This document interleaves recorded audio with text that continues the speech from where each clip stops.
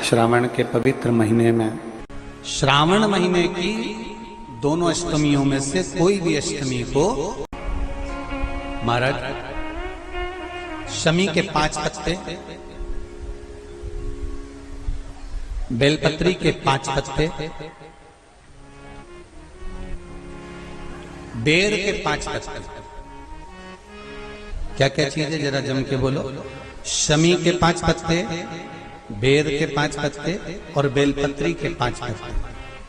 महाराज श्रावण महीने की दोनों अष्टमियों में से कोई भी अष्टमी, यह भी जरूरी नहीं है कि सोमवार की ही अष्टमी थी। श्रावण महीने की दोनों अष्टमियों में से कोई भी अष्टमी को बेर के पत्ते पर लाल चंदन, बेलपत्री के पत्ते पर पीला चंदन, शमी के पत्र पर केवल कोई चंदन लगाने की जरूरत नहीं, सादा केवल एकदम कुछ भी उसमें लगाकर नहीं, सिंपल। पहले लाल चंदन वाले पत्ते, फिर बेलपत्री के पत्ते, फिर शमी के पत्र शिवलिंग के ऊपर समर्पित कर कर उसको उठाकर वापस लाकर बेलपत्री के पेड़ के नीचे ही 1 लोटा जल समर्पित कर कर पहले पत्ते चढ़ा देंगे, फिर लोटा भर जल समर्पित कर देंगे। उसी चढ़े हुए पत्तों में से 5 बेलपत्र को लेकर अपने घर आ जावे और अवधूतेश्वर महादेव, कौन से महादेव? अवधूतेश्वर महादेव। ये अवधूतेश्वर महादेव कौन से हैं? आपको कथा में कई बार वर्णन करा गया है। शंकर भगवान को क्रोध आया, ब्रह्मा जी ने क्रोध को लिया, समुद्र में डाला। उस रूप को क्रोध का एक रूप था, क्योंकि जो मदिरा पान करने वाले होते हैं, व्यसन करने वाले होते हैं, गलत काम करने वाले होते हैं, इनको सुधार कर जाओ। जितना तुम समझाओगे ये उतना आग बबूला होंगे। तुम बच्चों से कहोगे गलत लड़के के साथ रह रहा मत रहे, तो और ज्यादा क्रोध करेगा, और चिड़चिड़ करेगा, और अपशब्द कहेगा। तो ये क्रोध को संयमित कर दे। अवधूतेश्वर महादेव, अवधूतेश्वर महादेव का स्मरण कर 5 पत्तों को लेकर आइए। कुछ समय बाद जैसा जैसा समय की अनुकूलता मिले, आप किसी मदिरा का पान करने वाले या किसी व्यक्ति को वो पत्ते दोगे या प्रसाद के रूप में दो तो अच्छी बात है, नहीं तो उस पत्ते का थोड़ा थोड़ा भाग भी प्रतिदिन मात्र 21 दिन तक अगर थोड़ा थोड़ा भाग भी दे दिया जाए तो धीरे धीरे धीरे धीरे मदिरा पान, व्यसन, गलत आदतें छूटना प्रारंभ हो जाती है और वो शंकर की शरणागति ग्रहण करते हैं। महाराज शिव अर्चना, ये तो अभी अभी लोगों की थोड़ी सी सोच गलत हो गई।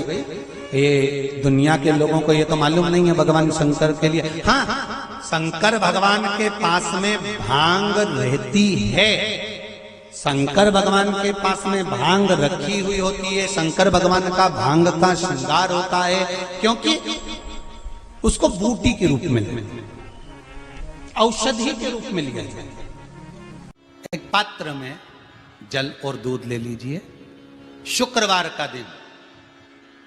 तो कहोगे गुरुजी ये कथा कहां से निकाल के लाए हो? तो विष्णु पुराण में से आप उसको स्मरण कर सकते हो। काय में से? विष्णु पुराण में से। एक पात्र में देसी गाय का दूध, जल उसमें रखकर, और आपके अगर लड्डू गोपाल हो, यदि आपके घर में ठाकुर जी हो, लड्डू गोपाल हो, विष्णु जी का कोई स्वरूप हो, श्री हरि का कोई स्वरूप हो, तो उस पर शुक्रवार के दिन आप संध्या के समय पर दुर्वा डालकर उस दुर्वा से अगर लक्ष्मी जी के नामों का 108 बार उच्चारण कर कर, घी का दिया लगाकर, कैसर के चावल साथ में रखकर केवल उस जल का और दूध का मात्र छींटा देते हो, तो उसके घर में कभी लक्ष्मी की कमी नहीं आ सकती, संपदा बढ़ती चली जाती है। 108 बार लक्ष्मी के नाम का मात्र उच्चारण कर लेने पर भगवान विष्णु के चरणारविंद पर, भगवान विष्णु के चरणों पर केवल उस दुर्वा का, जल का, दूध का सिंचन कर देने से भी लक्ष्मी की वृद्धि होती है, लक्ष्मी देती है, बढ़ती है। और दुर्वा का एक बहुत सुंदर गुण है महाराज, बहुत सुंदर गुण है दुर्वा का। जहां पर उसके भीतर गांठ आती है ना, वहां से 2 रास्ते बना देती है। बोलो बनाती कि नहीं बनाती? कभी दुर्वा देखी होगी आपने। जहां गांठ आई वहां 2 रास्ते बनाएगी, फिर गांठ आई फिर 2 रास्ते बनाएगी, फिर गांठ आई, फिर 2 रास्ते बनाएगी। दुर्वा का क्रम ऐसा है कि हम भगवान को दुर्वा क्यों देते हैं, उसका कारण यह है कि मान लो हे परमात्मा, हे शंभु, हे गणेश, हे प्रभु नारायण, अगर मान लो मेरा एक रास्ता चलते चलते गांठ पड़ जाए, एक रास्ता मेरा बंद हो जाए, तो वहां से मेरे दूसरे रास्ते खोल देना। इसलिए दुर्वा भगवान को समर्पित करी जाती है। दुर्वा को समर्पित करने का क्रम ही यही है कि मेरे मार्ग खुल जाए, मेरी राह खुल जाए, मेरा मार्ग चारों तरफ खुलता चला। दुर्वा नीचे की ओर चलते चलते मार्ग खोलती चली जाती है।